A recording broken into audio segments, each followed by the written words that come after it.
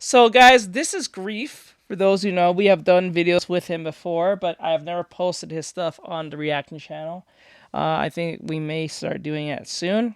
This might be the first one, but this is a it says this manga is actually scary. 100 ghost stories that will lead to my own death explained. Oh, okay. So we'll see what this is about. Let's see what Grief has to say. Oh my god, this is an hour long. Okay, I guess we'll do this video and then... Oh, this is an hour long. Damn, hold on. Shit, this is an hour long? Alright, you know what? Let's knock it out. Let's see if we can knock it out. Let's see how... It might be that interesting, we might not even notice. So let's see how this goes.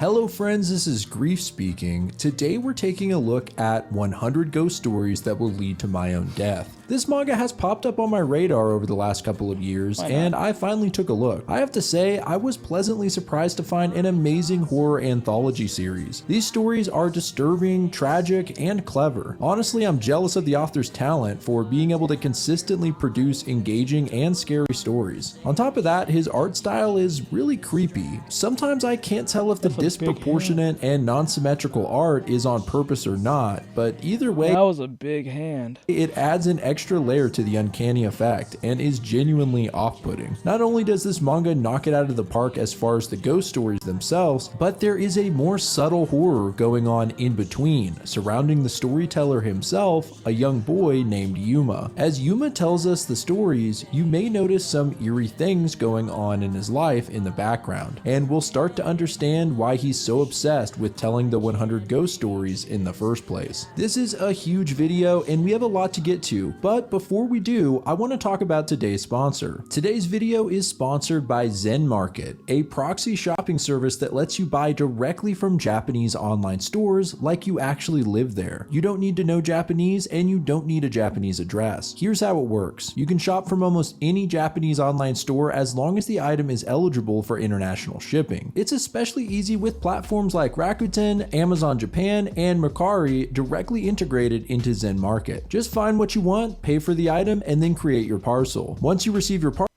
parcel, Zen Market receives earn balance credit. This is mates, a girl named Hina will lead to my own death explained. We see a kid looking out an open window, seemingly ready to jump. One of his classmates, a girl named Hina, says that she really thought Yuma was going to die if she didn't do anything. So in order to buy time, she told him about the round of 100 ghost stories. Yuma listened to her till the very end, and then they both went back home. After this, he stopped showing signs of harmful behavior, and it seems she really saved his life. The next page is black, and Yuma says, "Get this, Hina told me about 100 ghost stories just now. You know, when you get finished with all the stories, real ghosts start to appear." The lights come on and Yuma is looking directly at the reader at his desk. He looks over his shoulder and then begins telling the first story. Tag along. He starts by asking the question of where people go when they die. Is it somewhere alone in the cold dark, doomed to wander for eternity? Do they feel hopeless and forlorn, or do they lose their minds and attach themselves to unwilling hosts? Here we see a woman clearly having just lost her husband when she hears a voice calling to her from a nearby cabinet. The sinister smiling face of her husband peeks out, only his head is upside down and he asks her to come inside. She screams and runs away. Next we see a young couple. The man is distracted on his phone and his girlfriend asks him why he didn't go out to buy more milk like she asked. He doesn't really give her the time of day and keeps scrolling, so she leaves in a huff to the store to get it herself. A couple hours go by and the man has been laying on the couch doom scrolling when he realizes that she never came back. He shrugs it off and starts getting ready for bed when the bathroom door slowly opens and the man is shocked to see his girlfriend peeking out from behind the closet door. Damn, I wish she looked at me like this. door with creepy eyes. Even weirder than that, she's completely naked and beckons to him to come to her. Still, she's half obscured by the door. He ignores her and says he's going to sleep, but she more aggressively tells him to come here, and her face looks pretty off-putting with big black eyes and a gaping mouth. She suddenly screams at him, and her face is fully distorted now. She starts slamming and scratching the door with her hand, and finally goes still. The man starts wondering who this woman really is when he hears the front door open. Realizing this must actually be his girlfriend coming home, he runs over to tell her what's just happened when he stops dead in his tracks. Behind the door, his girlfriend is now fully clothed, but something is still off, and she's deliberately obscuring half her body. In a demonic voice, she says, "If only you hadn't forgotten the milk." At the same time, the man's phone rings, and he answers it only to find the police on the line. They inform him that his girlfriend was in a car accident just outside the convenience store, and she didn't make it to the hospital. She's dead. He tells them that isn't possible. He's looking right at her. He then walks forward and opens the door, and we finally see the other half of the woman's body. It's horribly mutilated, with her eye twisted and her brains falling out of her skull. The man slams the door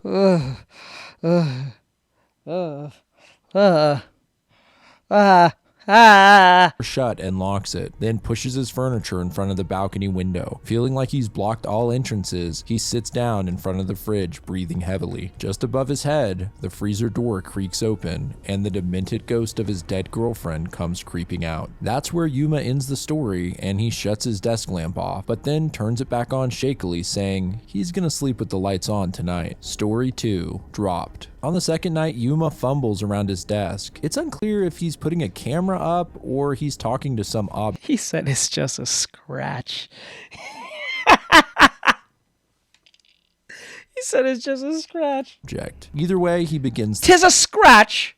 A scratch!" Story. People say that over 95% of all lost items in Japan are returned to their owner, but just because something is returned to you doesn't mean you should be relieved. We see a family coming back from a trip to the park, and it seems the father, named Yusuke, lost his wallet before they could actually do anything, but his son tells him he had fun anyway, making the father cry happy tears at his son's kind words. There's a knock at the door, and it's an officer named Hattori. Turns out he found Yusuke's wallet and is returning it. Yusuke is completely overjoyed and shakes the officer's hand, thanking him. However, shortly after closing the door, he hears a series of frantic knocks and scrapes. Yusuke cracks the door open, and the officer immediately puts his foot in the crack to keep it open. The man is crying and says that he thought he was a useless officer because of his old age, but Yusuke's kind words have moved him to tears. He's covering his eyes with his hands, but his face is wet with tears, and it just doesn't look right. Yusuke says he's glad to hear it, but is clearly uncomfortable and starts to close the door when suddenly Officer Hattori shoves his head in to block it. He says he'll try even harder from now on so he can be of use to Yusuke. At this point, his pupils almost cover his entire eyes, making them black, and it's pretty horrifying. He finally says bye-bye and closes the door. A few days go by, and on his morning walk to work, Yusuke drops his wallet again. He starts looking for it when Officer Hattori shows up out of nowhere and hands it to him before walking away, smiling and laughing. From this day on, Yusuke keeps spotting the man everywhere. He even thinks he hears him just outside of his window. One day while on a walk with his son, Hattori brings Yusuke an aluminum can that was clearly garbage and had been thrown away. He snaps on Hattori, saying that he never dropped that, he put it in the garbage, and more so, he's pretty pissed off that the guy's stalking him all the time. While they have this heated discussion, Yusuke realizes that his kid has walked away somewhere. Suddenly, Hattori speeds off and finds the boy washing his hands in a fountain. The officer tells him to come with him. He's gonna bring him back to his dad. The kid is rightfully freaked out and starts running away, but Officer Hattori brutally kicks the kid to the ground and plants his foot on his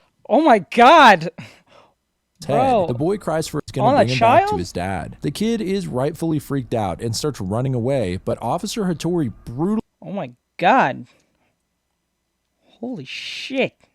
kicks the kid to the ground and plants his foot on his head. The boy cries for his father, and Hattori says that Yusuke will be so happy when he returns him. His eyes go full black again, and he pulls out his gun, pointing it at the child's head, saying lost items should act like lost items, and to keep quiet. My god, this escalated quickly. He fires the gun, but at the same time, Yusuke has shown up and tackles the cop, saving his kid. Hattori runs away, and back at home, Yusuke calls the police department to file a complaint. Strangely, Additionally, the department says they have no records of an Officer Hattori ever working there. Oh, the family shit. stands there pretty shaken up about Oh, shit.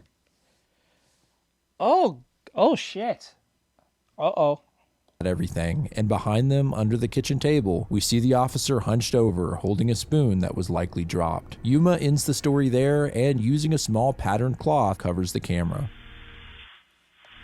Story 3, Clayman. Once again, Yuma looks over his shoulder like he's trying to be sure he's alone before starting the third story. It starts with a full page of a kind of creepy looking clay figure. A lonely teen named Haruto doesn't have any friends, and so he decided to make one using clay. This was just as a joke, but when he starts to leave his desk, a voice calls out to him. It's the clay. I'm pretty sure Boruto will name his son Haruto as well. Minato, Naruto, Boruto, Haruto. I can see Boruto naming his son that.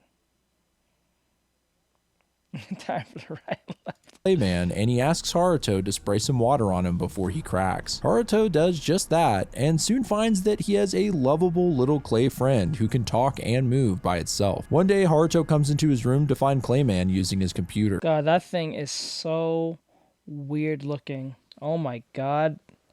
That thing is so strange looking. I could not. Oh my god. He's a little pissed about it, but Clayman says he did some research and found that he's likely a Tsukumogami, a spirit-inhabited object. Oh Basically, yeah, salad fingers. Holy moly. I forgot about salad fingers. he's a god. When he finds Haruto texting some kids from school, Clayman gets pissed and throws a hunk of clay at the phone, saying he's the only friend he'll ever need. Haruto says it's a little weird to have a clay figure as a friend and that humans should be friends with humans. He puts the little dude back in the clay box, but Clayman begs for him to open it up one more time. Feeling bad, Haruto opens the box to reveal something. If it's a girl, Haruto. Haruto. Make Pickle Rick look normal. Something really disturbing. Clayman has slightly transformed to look a little more human. He laughs and says, "I'm just like a human now." It's unsettling to say the least. Haruto slams the box shut and throws it into a back alley garbage pile. At school the next day, some bullies tell Haruto to go buy them some snacks, suggesting they'll be his friend if he does. While he goes to buy the snacks, the bullies hang out on the roof and a figure comes up behind them. It's not Haruto, but Clayman, and he's human-sized. Thrown off, one of the bullies calls him gross and throws a punch at the creature. His fist sinks into the clay and is engulfed. We then hear loud cracking noises and the kid pulls his arm out of the clay, only to find it completely mangled and twisted, with bone. Oh shit. Oh, that hand got fucked. Oh my god. Sticking out from his skin. It's really messed up, man. Soon, Haruto arrives at the top of the stairwell with the snacks. There, he finds Clayman, back to a smaller size, standing in front of the door to the roof. Even stranger, the door outside is sealed up with clay. Clayman reminds him that he's the only friend he'll ever need. He jumps on Haruto's shoulder and grabs him by the hair, screaming at him, "Isn't that right?" And the terrified Haruto shakily agrees. The only friend he'll ever need is Clayman. As Yuma wraps up the story, his bedroom door starts to open, and in a panic, he covers the camera with a book. We then hear a voice asking if he was talking to someone. Yeah. That's how well, if I was him, I would probably try to get an exorcist or get someone who works in spiritual, like, or some type of spirit medium or something.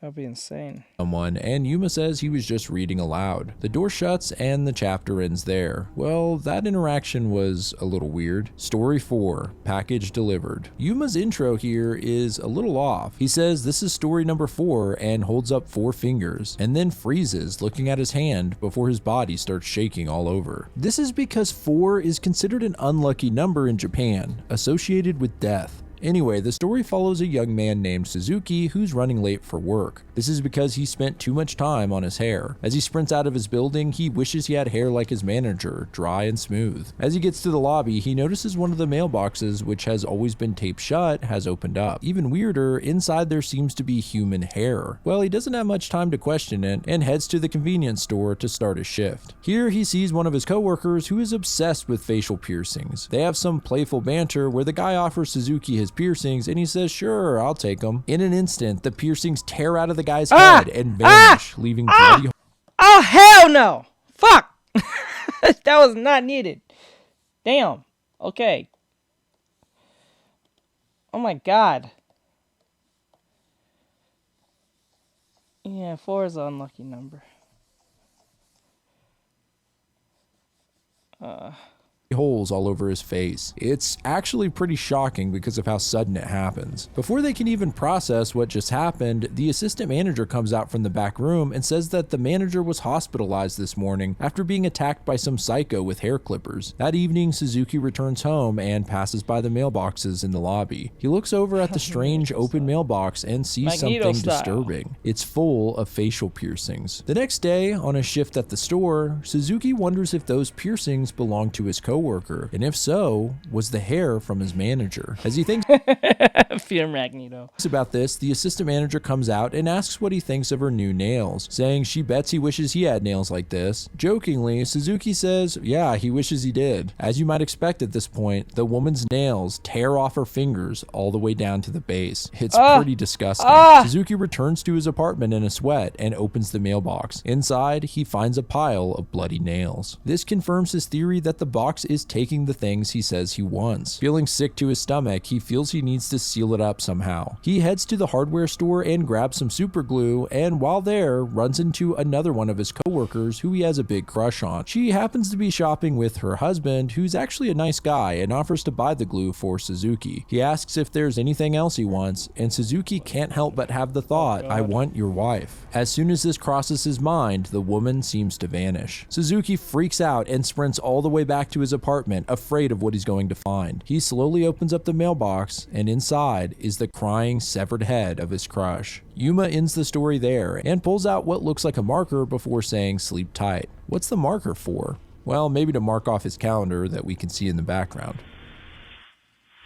Story 5, Tempting Waters. Yuma starts the story in the dead of night. 3 friends swim in a small spring despite the danger signs nearby. One friend named Kenji spots something weird in the water. Some bubbles are rapidly surfacing and there seems to be a face down below. Kenji rushes over to try and help whoever's drowning, but a dark arm shoots out of the water and grabs him, pulling him under. His 2 friends see what's happened and thankfully pull him onto shore. He asks if they help the other person too, but they didn't see anyone else. Later at the local ramen shop, they discuss the bizarre situation and one of the cooks overhears. He says there's a nearby beach that is forbidden. Every now and then people are found having drowned. It seems to have all began years ago when a young couple went there to commit double suicide. However, the woman couldn't go through with it despite her lover trying to pull her down with him. Before walking away, the creepy cook tells Kenji to avoid any bodies of water because once it spots you, it won't give up. Kenji's friends assure him there's nothing to the story, but in his friend's cup of tea, he sees a dark figure begin to surface. He freaks out and falls to the floor. One friend helps him up, but when they look over, the other friend who was holding the cup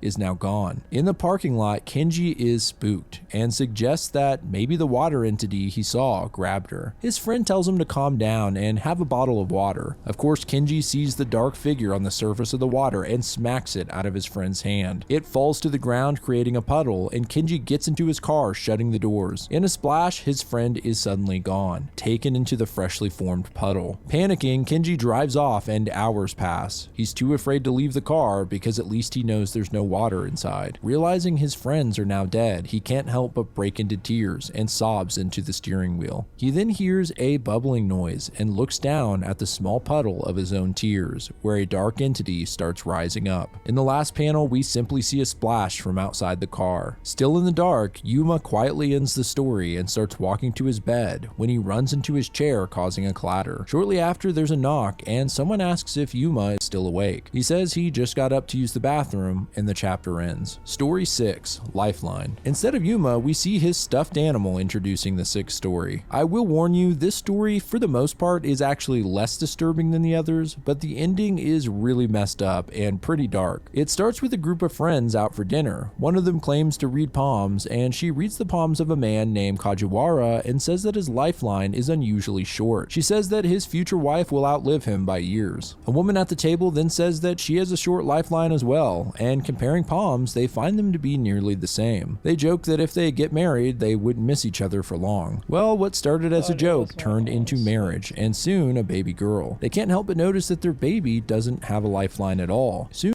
Oh my god, I was gonna say the same thing. I actually thought the same thing. I thought of like the thing that screams once it sees you, it won't stop until it gets you. Yeah, there's some anime thing I've heard. Soon the couple starts obsessing about their short lifelines, assuming they should be dying any time now, and they go insane. They lock themselves inside, terrified that if they leave the house, they'll all die. Yeah. Kajiwara even believes that everyone is We'll do the video after this. jealous of them and wants to kill them. Soon his boss comes by, worried since Kajiwara hasn't showed up to work in a few days. Kajiwara slams the door on him and tells his wife to hide, assuming his boss is here to kill them. Trapped inside and out of options, Kajiwara starts cursing the palm reader from all those years ago. He then gets an idea. They need to extend their lives, right? He picks up a broken piece of glass and in a pretty jarring few panels cuts his hand down the center. Oh, no, no, no, no, no, no! His lifeline. He then demands his wife do it as What? Why? Why? How does that expand your life? What the fuck? No! Whoa! No!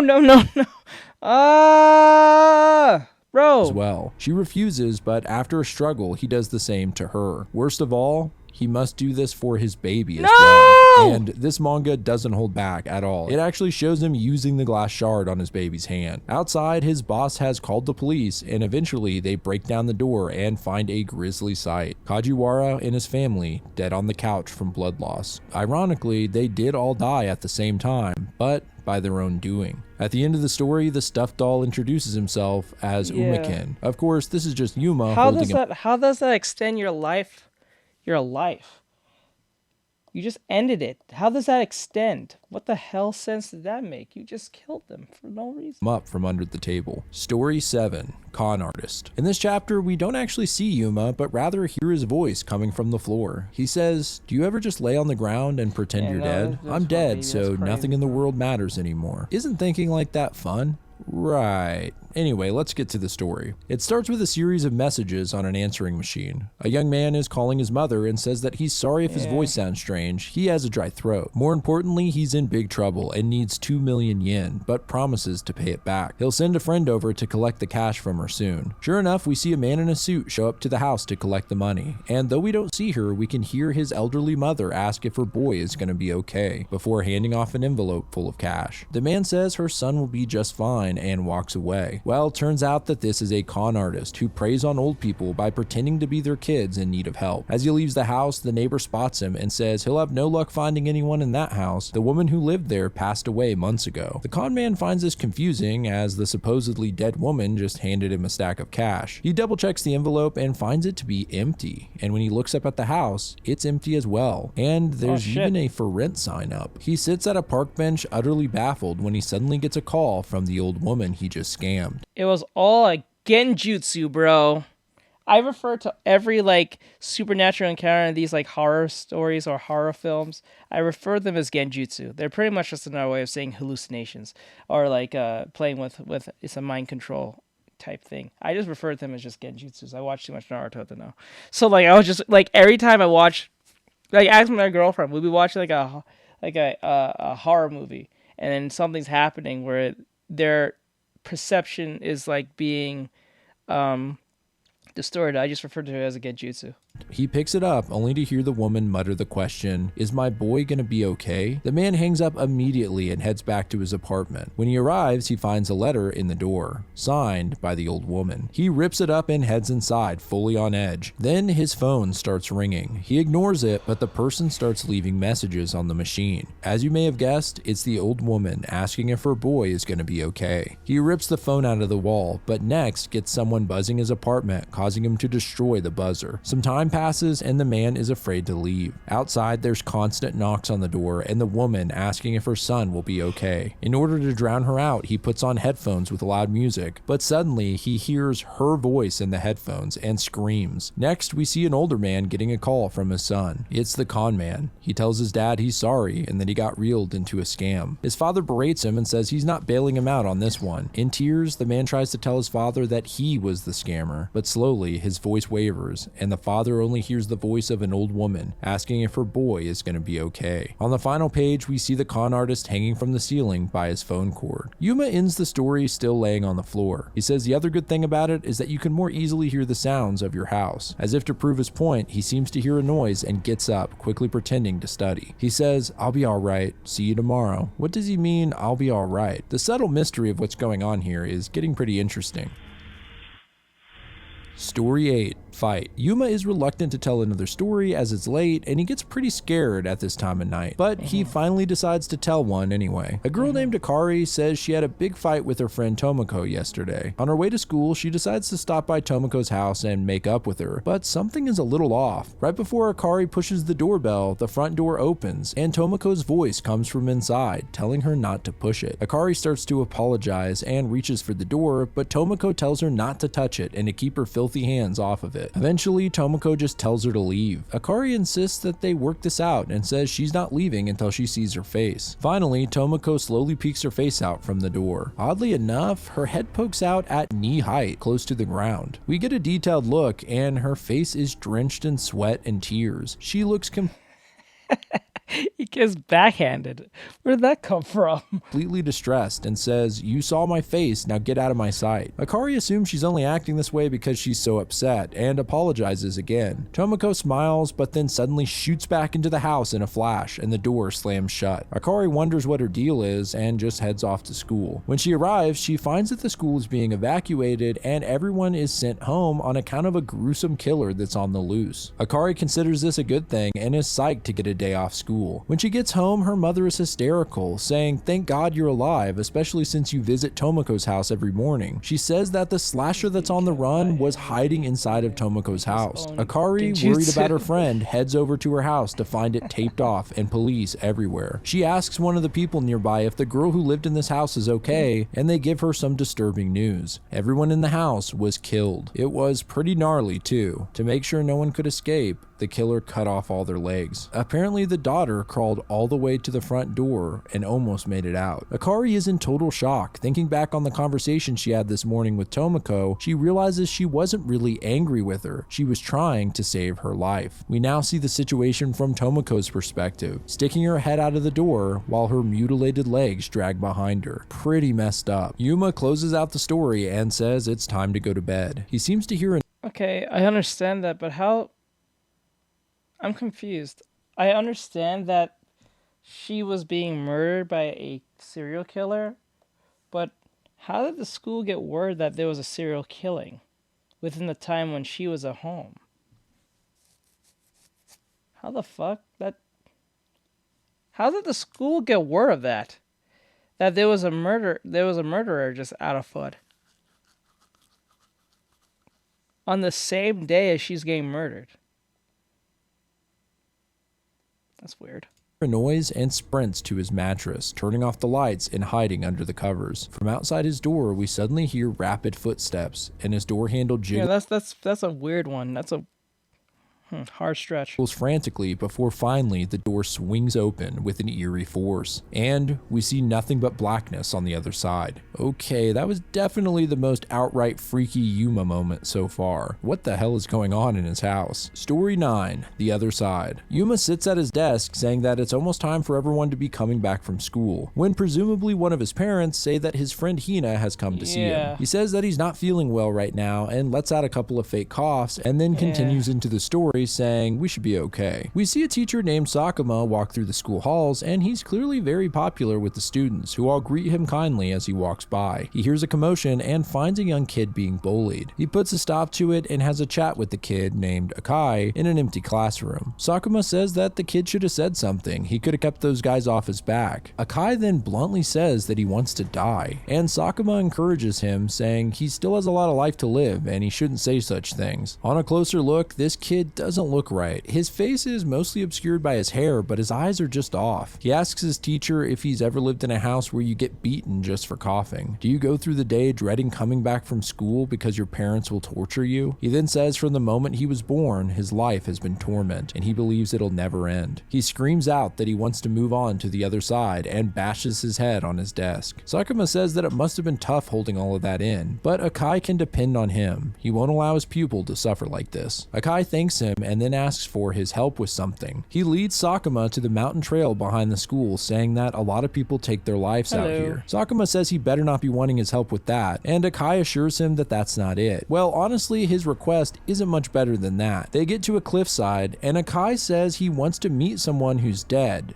That way he could ask them if he's better off living or if there really is a paradise waiting for him on the other side. He then asks Sakuma to strangle him, not to the point of death, but close enough that he might be able to speak to someone on the other side. The teacher immediately Yeah, I don't think that's how that works, bruh. You know how hard it is to do that? I think a lot of people would do that if that was a thing. That's not a thing. Yeah, there is being brain dead for a couple of minutes or a case may be, but that's a very conditional situation for that to happen, and most people do not make it okay outside of that. So yeah. And yes, people have said they've seen Jesus. Some people say they've been in hell for it feels like a century when it's only been like a couple of minutes. Some people say there's just blackness. Other people say things. So, thank you.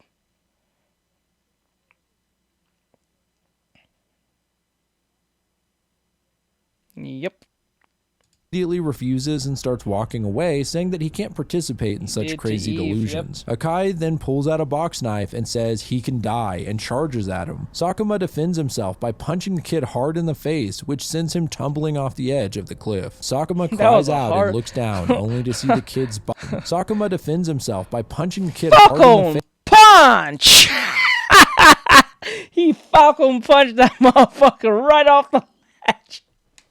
That's crazy.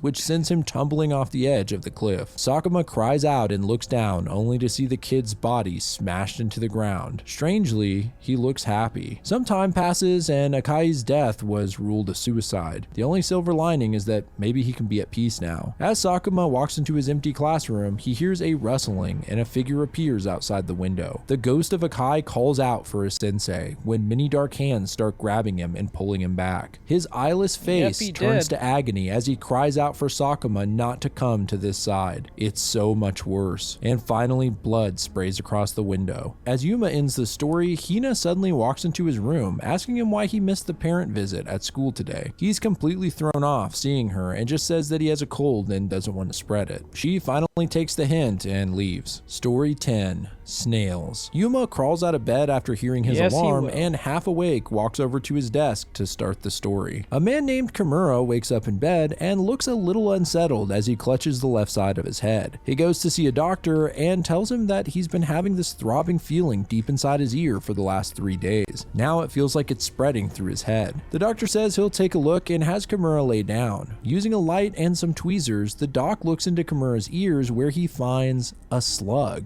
Yeah, this one made me squirm. The doctor pulls it out and informs Kimura that there was some kind of bug lodged into his ear, but his problem should be gone now and he should check back in a week. I don't know, man, that doctor was way too calm in my opinion. Well, Kimura gets back to his apartment and suddenly hears a rustling sound deep in his skull. He walks inside and slime starts dripping out of his nose. He sneezes and finds weird lumps and blood in his mucus. Gross. Kimura starts Googling the symptoms and actually finds an article about a recent death where a body was found with snail-like creatures in their head. Kimura immediately calls the doctor's office and says he's become extremely sick and that he found some cases that seem to be just like his online. He tries to pull up the article but sees that it's been deleted, and the nurse warns him about online hoaxes, telling him to just give himself time to heal. At this point, the clumpy discharge is coming out of Kimura's eyes as well, and he sneezes once again. This time, a large chunk of something flies out, and it looks...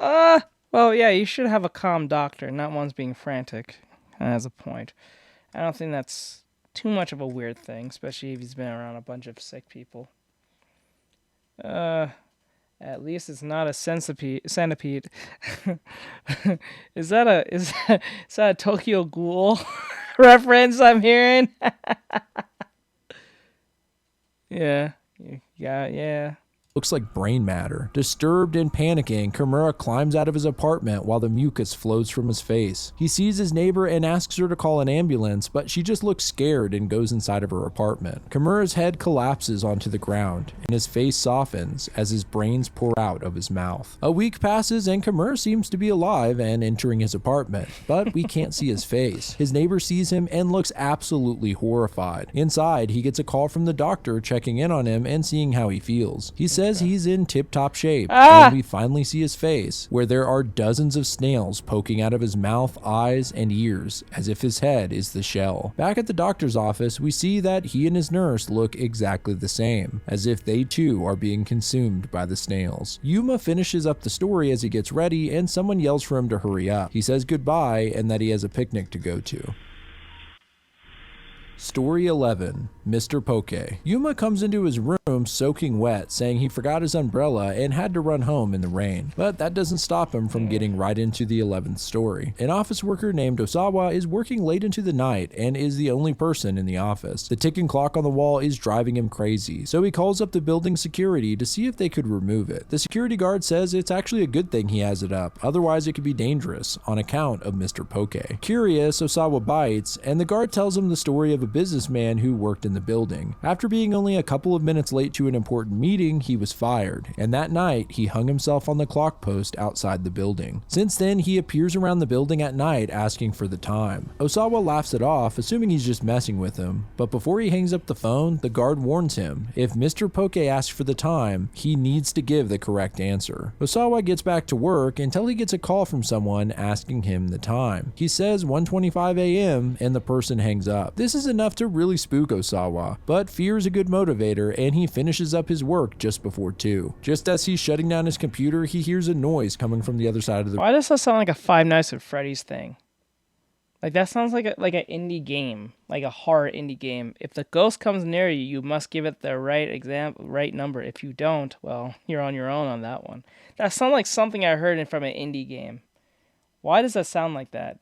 Holy shit. The room, and suddenly a shadowy figure peeks up from the other side of his desk, asking for the time. Osawa is efficiently terrified, but keeps cool enough to say the correct time, 1:57. The figure then disappears, and at this point, Osawa bolts out of his office and toward the elevator. He watches over his shoulder, and when the elevator finally opens, he hears a ticking noise. Mr. Poke is waiting in the dark, asking for the time. Osawa screams and takes the stairs instead, until finally he's made it out of the building. He sighs in relief until he once again hears a ticking noise and realizes he's standing in front of the clock post. Behind him, in a very disturbing image, is the man still hanging and asking for the time. And that wraps up story 11. Yuma lets out a sneeze and blows his nose. It seems he may be getting a real cold now. Someone yells at him from the hall about soaking the floor and walking around in wet clothes. Story 12, Candy Shop. Yuma takes a break from his homework in order to tell the 12th story. Some school kids are disappointed to find that their local candy shop has closed down. One kid in particular says he was worried about the old man who owns it. Just before he walks away with everyone else, there's a clatter and the shutters on the shop rise up a bit. Curious, the kid peeks in and sees all the candy left inside. With no one watching, he can't resist and climbs in. Assuming all these treats will go to waste anyway, he throws some in his bag, but before he can leave, the shutters close and he can't lift them back up. Walking into the dark from a back room, the owner calls out asking who's there,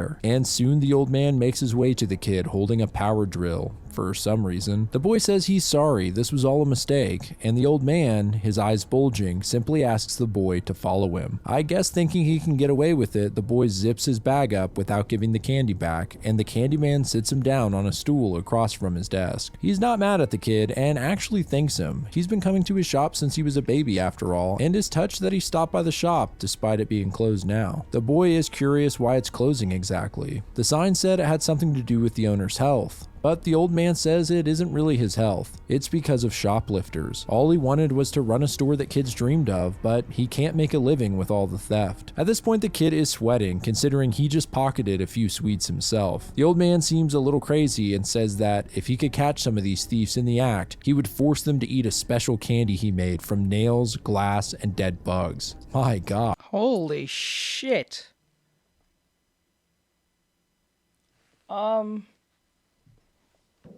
Okay. Okay. He said glass, nails, and dead bugs. It might be.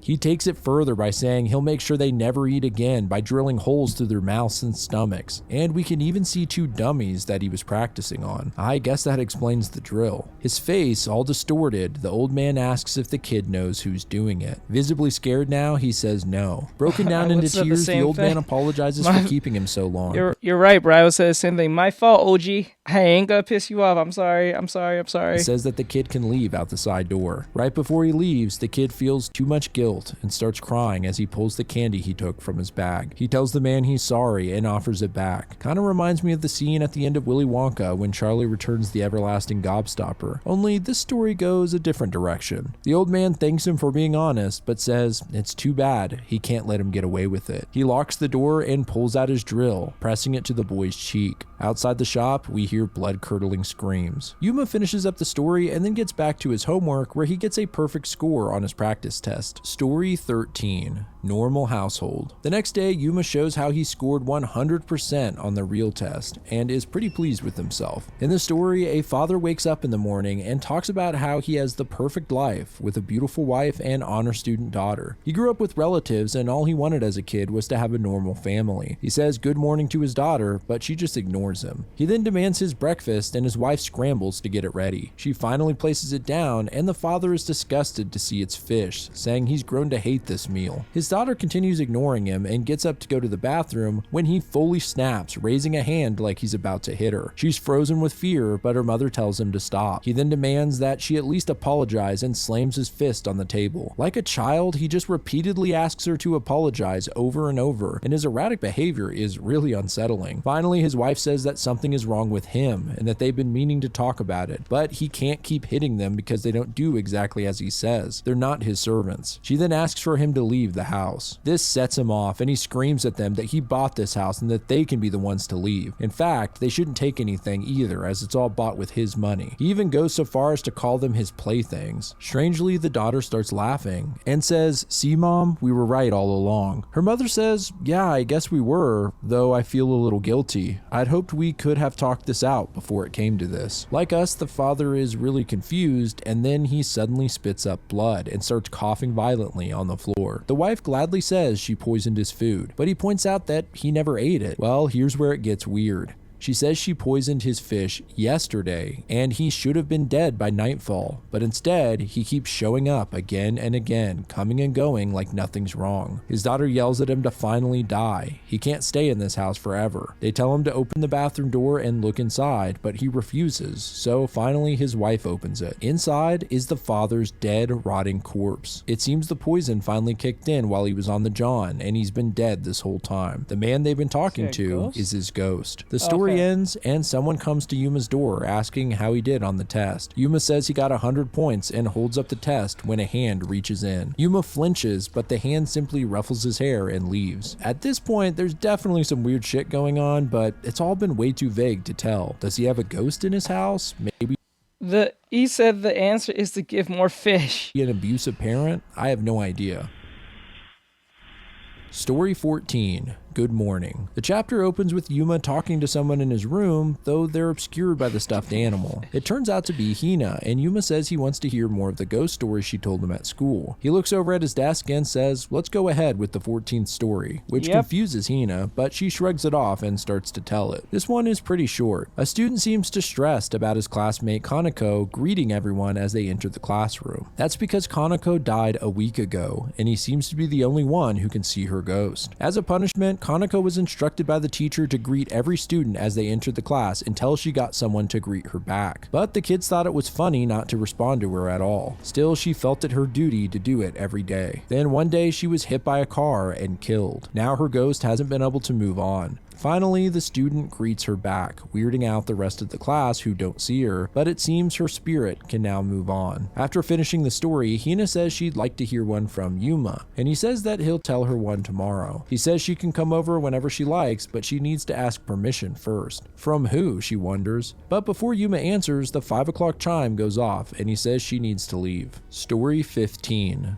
Mirror image. Yuma has built a paper frog and is having fun making it hop. His expression changes suddenly and he says that they don't have time to be messing around. Let's get started on the 15th story. Ryu and his friend are hanging out in the bathroom at school when his friend looks in the mirror and wonders how the mirror versions of them feel. We move however we want and the mirror people have to obey us. Makes you wonder if they're envious of us for being on this side of the mirror. Ryu laughs it off, but later that night, looking at his reflection, he can't help but think about it. He even talks to his reflection for a minute before deciding he's acting silly and leaves the bathroom. However, his reflection seems to have a sinister face. He then walks by the mirror in his bedroom and thinks he sees something odd from the corner of his eye. He turns to look at his stand-up mirror and finds his reflection making a horrifying deformed face at him. In fear, Ryu throws the mirror to the ground, but in the shattered glass, his reflection looks at him with a ghoulish face. He runs downstairs but can't avoid all the reflections around the room that are all looking at him. He tries to calm himself down when he gets a call from his friend. However, as he looks at the surface of his phone, he once again sees that horrid face looking back at him. The next morning, Ryu's father comes out of his room to find him sitting in the hallway corner where there are no reflections. Ryu tries to tell his father what's happened and how his reflection won't stop looking at him. He sounds crazy, of course, and his father suggests maybe the mirror looks like that because of the face you're making. We see Ryu's unhinged face, which is pretty scary, honestly. At that moment, Ryu sees his own reflection in his father's eyes and runs away screaming. He slips on the stairs, however, breaking his ankle and tumbling to the bottom with a sickening snap. His father looks down to see Ryu dead with a pool of blood around his head. In the blood, we can see his reflection smiling. Yuma ends the story and thinks he hears a noise. Then there's a loud thump outside the door and he quickly hides under his covers and turns the lights off. Once again, the door swings open and we see only black. This time, a shadowy figure appears and walks toward his desk. It reaches out. There's a loud noise and the screen goes black. Okay, well that confirms that something strange is definitely going on. It seems like a supernatural entity, but at the same time the lights are off, so maybe it's just Yuma's father covered in shadows. Either way, it gives me the heebie-jeebies. Story 16, Online Dating. Yuma finds his paper frog completely destroyed on his desk and starts to cry as he shovels it into a trash bin. Then he starts the 16th story. A woman's relationship with her boyfriend is on the rocks. He scolds her for being lazy while he heads off for work. She decides to try online dating to snag a new boyfriend before they inevitably break up. She matches with a guy named Shun and they seem to hit it off, constantly texting each other, though he hasn't shown what he looks like. One day Shun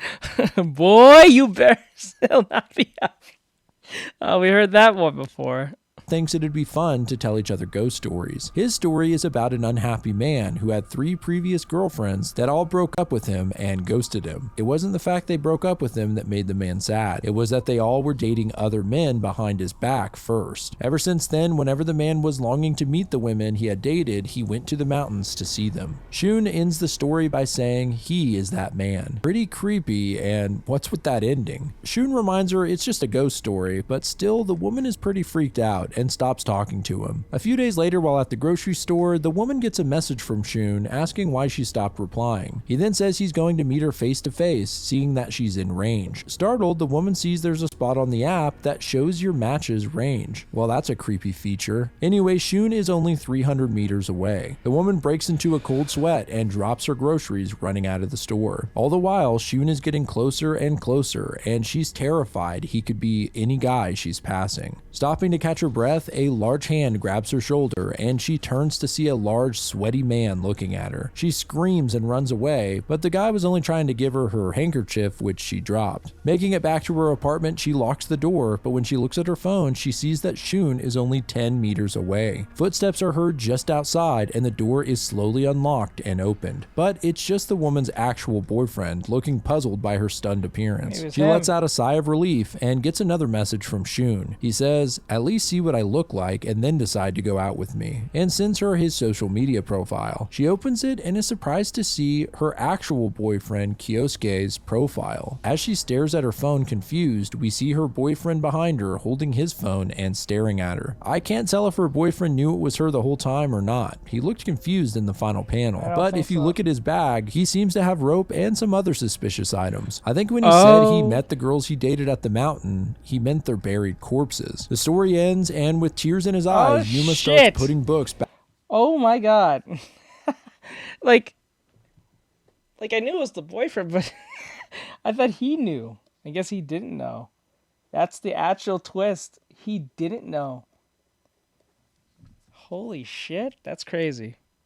Back on his shelf that clearly fell, I guess due to the entity in his room last night, and one of his parents tells him to quiet down, it's too early to be loud. Story 17, the boy who was thrown away. One of Yuma's parents yells at him through the door, asking if he's gonna lay in bed all day, and says that this child needs to be taught a lesson. He sits at his desk and tells the next story. This one is maybe the strangest so far, and definitely messed up. It begins with a mother throwing her young child in a garbage can, saying, "Bad children like you belong in the trash." She shoves him in deeper and jams the lid down despite the boy screaming that it hurts. His feet and arms are all smashed in as he cries in the dark. She yells at him to shut up and puts a heavy box on top so he can't get out. Once she leaves, he cries out in agony, feeling the trash against his skin and a cockroach crawling on his face. Later, his mother comes back drunk and opens the trash only to dump her empty beer cans on top of her son. The kid wonders how his own mother could treat him so terribly. It's been so torturous that he can't even cry anymore. Is he just trash to her? As he says this, the boy's face seems to almost change partly into a plastic bag, like he's actually becoming trash. His finger is broken and feet bent. He describes the awful hell that he's in, how it itches and burns. It's cold and dark, and he's so lonely. The next day, the mom walks out and almost seems surprised when she remembers what she did. It's unclear to me whether she meant to kill him or not, but either way, she's even more surprised to hear him moving around inside. She opens it and looks mortified at what she sees, as the boy's distorted face comes out, smiling, with a flurry of crooked arms and legs reaching for her. We see blood splatter, and it ends there. Yuma closes out the story by asking what you would do in a situation like that. When children are put into positions like that, are they completely powerless? He's interrupted by one of his parents yelling at him again, asking if he's becoming a trash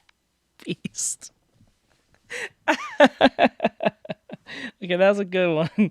That's a good one, bro. He became a trash beast. He's still in his pajamas. They then say if he wants to be lazy, he can stay in here all day, and they slam the door. Okay, well, this confirms that one or both of his parents are abusive, at the very least verbally, but there's been some heavy implications there's physical abuse as well. So maybe there is no ghost. Maybe poor Yuma is just in a real-life nightmare.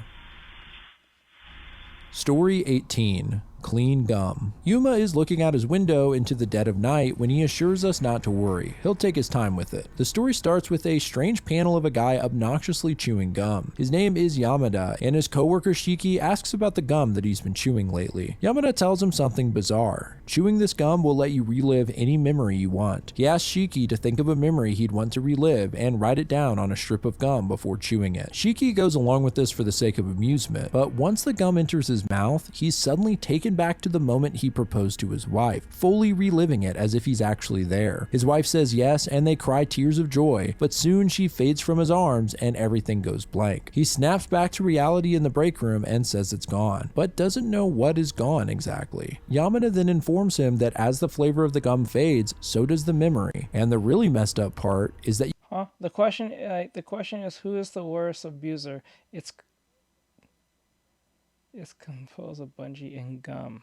You can never recall that memory again. Shiki is rightfully pissed. Why didn't Yamada tell him that before he ate the gum? But he figured Shiki wouldn't believe him otherwise. There's a sad moment where Shiki feels like he's lost a really important memory, but he doesn't know what it is. He asks Yamada where he got the gum in the first place, but he says he chewed that memory away as well. Yamada hates his job here and figures at the very least they can relive some cherished memories. Suddenly, Shiki is hit with an idea. Why does it have to be good memories? There's plenty of bad memories he'd love to get rid of. He frantically jots down several terrible memories and shoves multiple pieces of gum in his mouth at once, despite Yamada's warnings. Shiki is hit with several terrible moments all at the same time. His boss breaking a bottle over his head and chastising him, and his wife calling him a liar and holding a kitchen knife. It's unclear if she's going to divorce him or attack him in this memory, but in reality, Shiki looks completely unhinged as he chomps on all the gum and his face sags. It's scary for sure, but after a moment, he's all smiles, saying this gum is awesome. He feels like a big weight has been lifted off of him. Yamada says if he really wants to, he can take the rest of it. He only has a couple of good memories left, and he's saving those to chew on for when he dies. We can then see his last will and testament sticking out of his bag, and it's clear that he plans on ending his own life. Shiki says, why would you want to do that when you can chew all your pain away? Yamada, like a drug addict, says he's right, it's too late to stop now, and grabs another piece. Outside the break room, we can hear Shiki screams, and and Yamada's laughter. After this story, Yuma climbs partly out of his window like he's gonna jump when someone tells him to shut the window before the bugs get in, so he closes it and goes to bed. Story 19, Hashaku-sama. Before Yuma starts Not gonna lie, that memory one was pretty weak.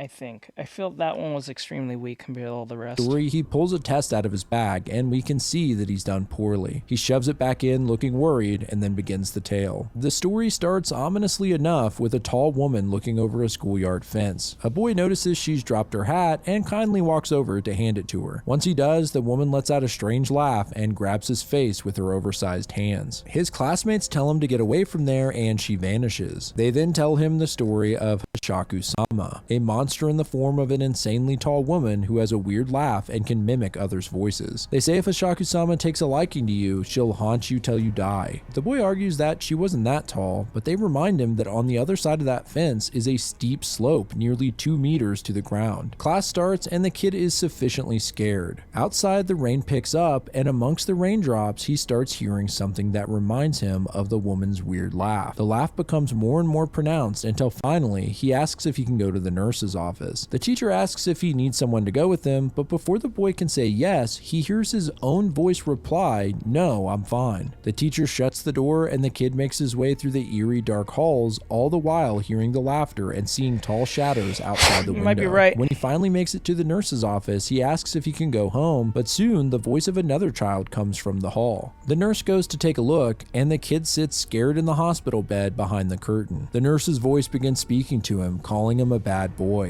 And we can see a menacing eye leering way up over the curtain. Suddenly, the real nurse walks in, and there's a struggle we can only see via silhouette through the curtains. An unnaturally tall figure picks the nurse up and seems to snap her in half at the middle. A long, bloody hand reaches over the curtain and into the boy's mouth. In the final panel, Hashaku-sama, with her long fingers in the kid's mouth, says, "Now I know you'll never forget me." What the hell? Yuma closes the story, and we finally see his mother enter the room. She asks how he did on the test, and Yuma pretends he doesn't know what she's talking about, but she ignores him and pulls it out of his bag. The woman tears up the test, and as Yuma apologizes, she smacks him across the face. That's where this chapter ends, and we have a much better understanding as to what's going on now. It seems Yuma's mother is definitely abusive, and this might be what led to Yuma wanting to die in the first place. Story 20, Dangerous Neighbor. As Yuma studies, we can see his mother watching him from the doorway, but when he turns around, she's gone, and he begins the story. A man comes home to his apartment to find a note on his door calling him an asshole and telling him to leave. It seems this isn't the first time, and we can see his neighbor, a young woman, watching from her door. Later, he leaves to take his trash out and finds another note insulting him. He tears it up when the girl next door confronts him, saying these notes are because of her. She asks to come in, where she explains that it's not her leaving the notes, but her stalker. She's gone to the police, but hasn't had any luck. The stalker actually harassed the previous tenant until they left and this guy moved in. He empathizes with her and says that he's sorry she has to deal with all that, offering to walk her home anytime she'd like. She's overwhelmed by his kindness and takes him up on the offer. Of course, the notes keep appearing day after day and are more and more severe. One day after walking the girl home, there's no note on the door. Instead, he finds it on the inside of his apartment. Of course, this sends the man into a panic, and the woman offers to let him stay with her for the night. There's some heavy flirtation, and the next day, it's pretty clear that they had sex. The man leaves her apartment for a minute and walks over. What? What? What? Shit, that was fast. Holy fuck. Oh my god. Got some ass after being scared? Damn. Over to his, where he pulls a note out of his own pocket and tapes it to the door. He calls for his neighbor to see it and then says maybe he should stay with her a little longer. Yep, this guy is the stalker, and this was all a clever ruse to get with her. As Yuma ends the story, his mother comes in pissed off that he's not studying and starts to slap him when suddenly the door to his room slams shut and the screen goes fuzzy. When the picture clears, we see his mother's hand has been stabbed with a pencil, and the chapter ends there. Okay, so it seems there may be something supernatural going on after all. Maybe Yuma has been telling the stories with plans to get help from a ghost to deal with his mother. Leave it open for everyone, Story apparently. I 21, guess so. Smothered in Dust. Yuma comes rushing in out of breath and starts to talk about what happened yesterday, but says never mind and instead tells another ghost story. A man has been nonstop cleaning his apartment, but there's still dust everywhere. This never happened before, and then suddenly last week, dust started accumulating like crazy. The only odd thing that happened last week was meeting the old man who moved in upstairs. He said he lives alone, and it's nice to know someone will be there to notice him when he finally kicks the bucket. Kind of a sad thing to say. The man keeps cleaning but is still finding dust. He tries to drink some water and there's dust You know, it's floating hard to like watch these things, right? And it's hard to watch these things without applying JJK logic to like horror shit. You just call it a cursed spirit. in it. His toothbrush is covered with the stuff, and when he yells out frustrated, the dust starts collecting in his teeth. Yuck. He starts searching online for sources of dust buildup. Of course, there's plenty of answers, but one does catch his eye: skin fragments. After spending the day deep cleaning, he feels like he's finally put a dent in it, but he wakes up in the night to dust falling from above and filling his mouth. His room is now covered like snow, and he looks closer at a clump of dust. It's full of tiny wriggling worms. Disgusting. He's had enough and tries to leave, but it seems his door is jammed from dust buildup. He looks up at the ceiling and sees the dust accumulating in the shape of a body and what looks like the face of the old man. He recalls the last part of the conversation he had with the man when he said he's glad someone will notice him when he kicks the bucket. He'll just have to think of a sign. We get a closer look at the disturbing face formed of dust and worms, and the man looking up in terror. After the story, Yuma mentions what happened yesterday again, saying that the pencil,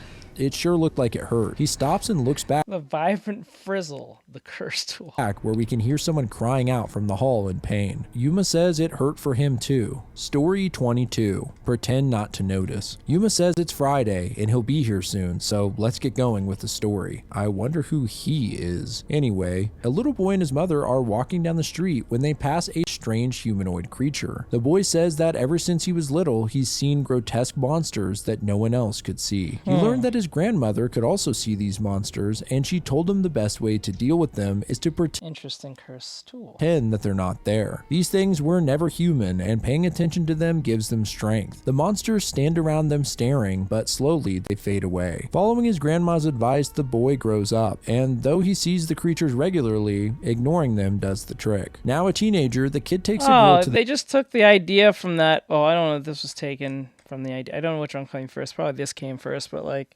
that's from the idea of that chick who has to ignore every spirit that she comes across. If she even notices them or give them any form of notice, they may actually take form and attack.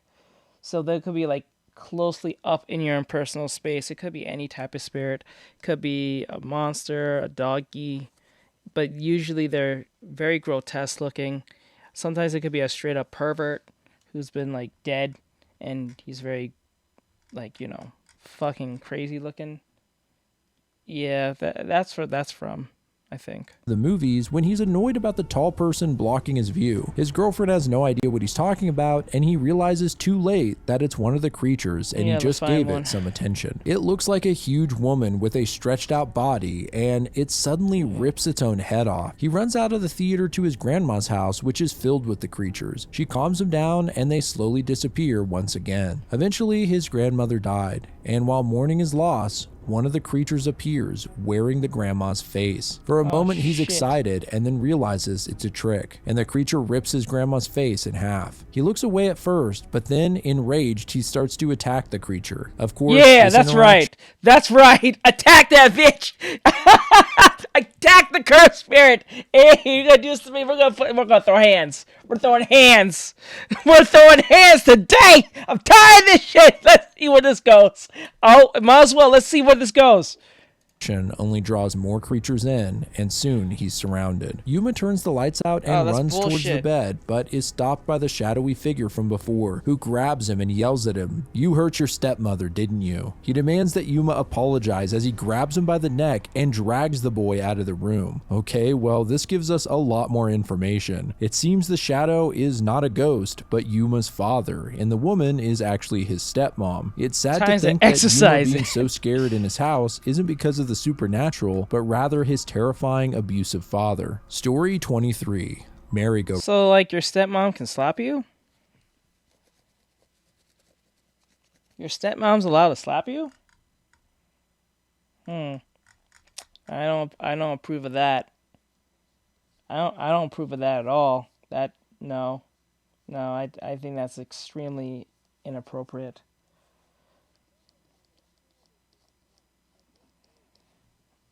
Yeah, had a long time coming. So too bad. Looks like my grandma.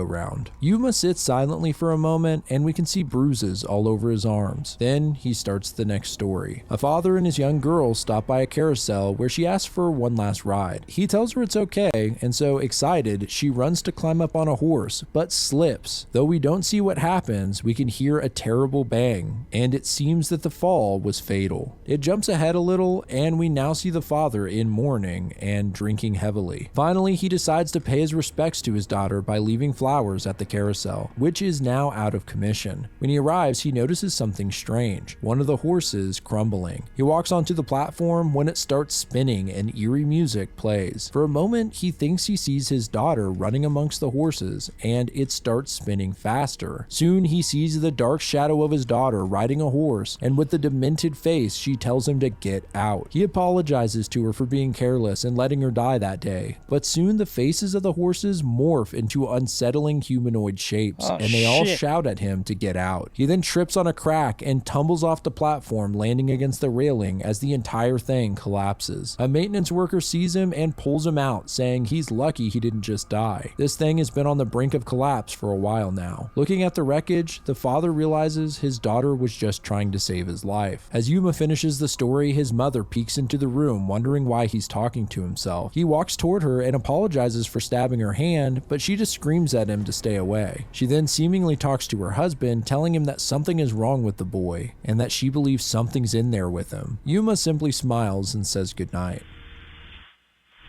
Story 24. Beneath the Mask. For the first time, Yuma tells the ghost story from a different location. He says thank God they didn't find you, and it seems he's now set up in the closet. A woman named Momoko takes the same route home after work every day. She walks through the rain and passes a strange woman sat with her head down. As she passes, the woman rapidly approaches her and is wearing a creepy face mask. She claims to be Kokomo's mother and calls her by name. It does sound like her, though her voice is muffled from the mask, but what a strange circumstance to find her in. Well, the woman says that some kids played a prank on her, asking her to wear this mask that actually had glue on the inside, and now it's stuck to her face. Kokomo's pretty suspicious about the whole thing. Why didn't she call someone or head straight home? The woman says she left her phone at the house, and without her glasses, she can't get very far. Kokomo also notices her shoes are missing, and the woman claims they fell off as she climbed the cliffside nearby. It's all very suspicious. Well, Kokomo offers to walk her home, but is completely thrown off when the woman thanks her and says she's just like her father. Kokomo is nothing like her father and demands— Every time he says her name, Kokomo,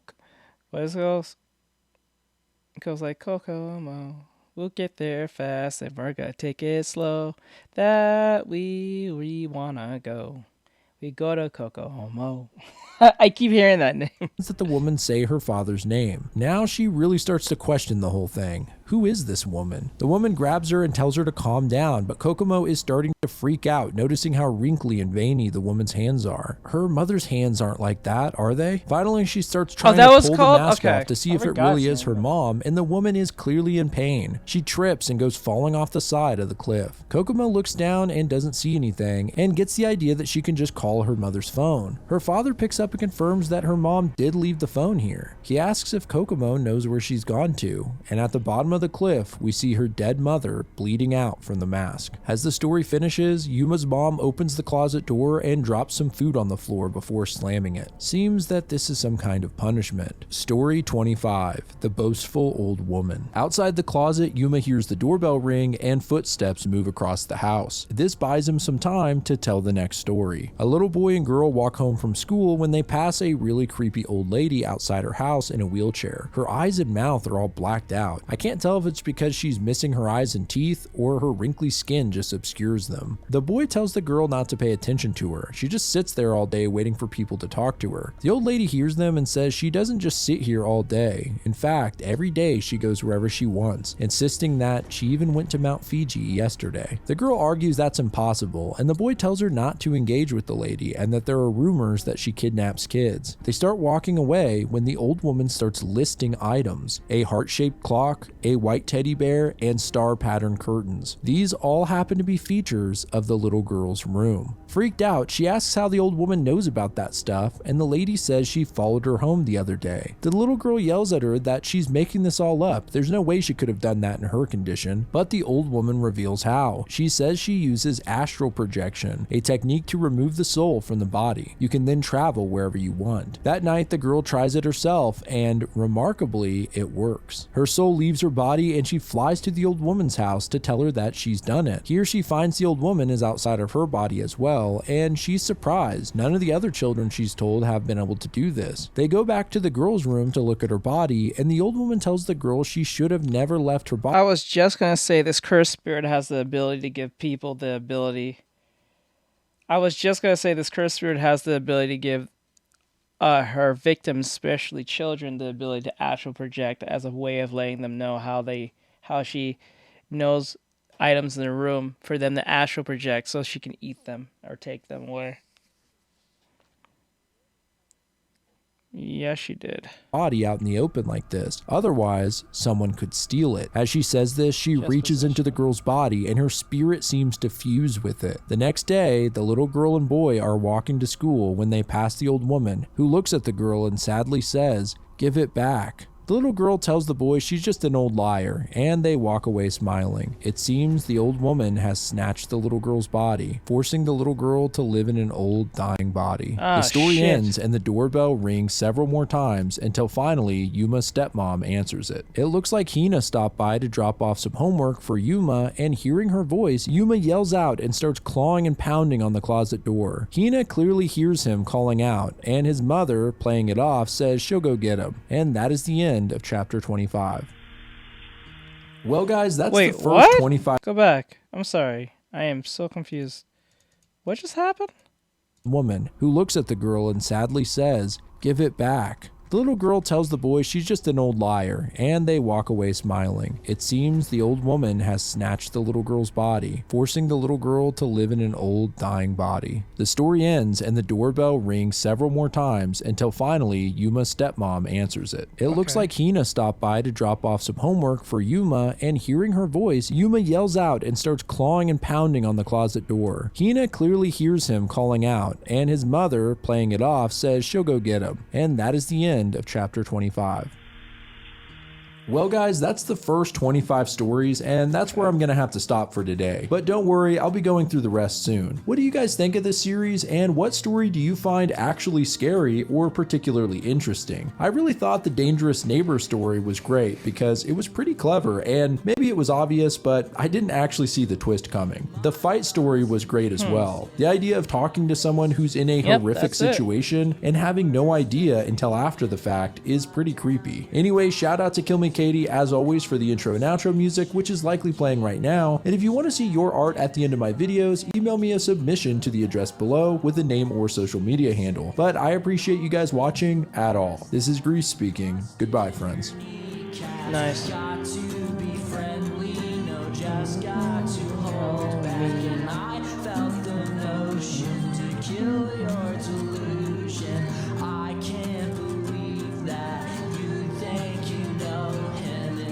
I should do some artwork for him. Let's do some artwork, put up there just for... I'm a big fan of his work.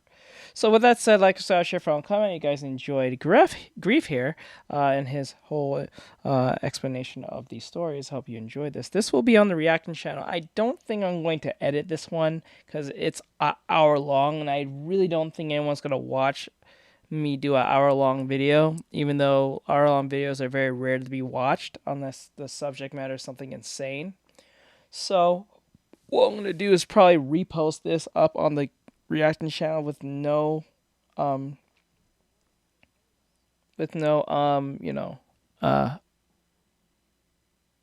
editing it at all. No gags, no nothing. I don't think so. It depends. I'll see if there's anything worth editing in this. I'll sit and watch this over again, but I don't think there'll be anything worth editing that'll be like make this funny enough for people to watch this for an hour straight. But I do enjoy his videos, so I don't mind posting up there. You guys might find this fun because it is a scary story, so that makes it fun. So with that said, like, subscribe, share, follow, and comment. Give Grip a follow. I'll put his stuff in the description like I do with every content creator that I watch. And with that said, I'll see you guys next one.